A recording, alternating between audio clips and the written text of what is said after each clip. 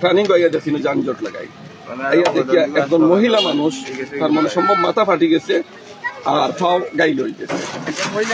আমরা একটা রিক্সা আনিয়া রিক্সা তুলি মহিলা বাড়িঘর কিচ্ছু জানি না কোন জায়গা খালি পর্যন্ত রিয়াপুর বাড়ি ওটা আমি জানি ইনো এই যে টমটমর কথা ফানের গাড়ি টমটমর ড্রাইভার যে পাইছি না ভাই আপনি একবার তো আমার সামনে পাইছি আমি ও বাইরে পাইছি পাওয়ার বাদে গাড়ি দিয়ে সাফি নিতে গিয়া সাফি নেওয়ার সাথে তাহলে ভাই আপনার ছবিটা তুলে রাখো আমরা তো চিনিয়েন না ও পর্যন্ত আমরা শেষ আর আমরা কিছু জানি না। রোগীর অবস্থা খারাপ লাগছে আমার মাথা বাড়ছে দুইজন একজন মহিলা ড্রাইভার আর একজন মহিলা বয়স্ক মহিলা 65 বছর সম্ভবত হইব মহিলা।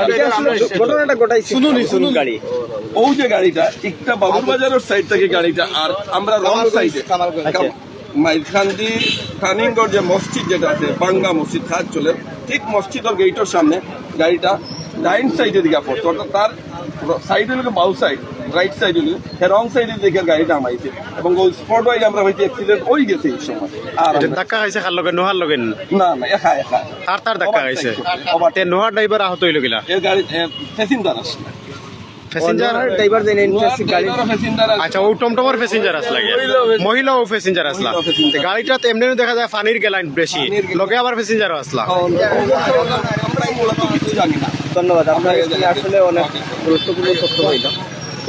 প্রিয় দর্শক আমরা রয়েছি জকিগঞ্জ উপজেলার জকিগঞ্জ পৌরসভার মাইজকান্দি এলাকায় রয়েছে। আমরা আপনাদেরকে দেখানোর চেষ্টা করছি যে সিলেট জকিগঞ্জ মেইন রোডে একটি টমটম নিয়ন্ত্রণ হারিয়ে রাস্তার পাশ দিয়ে পড়ে যায়।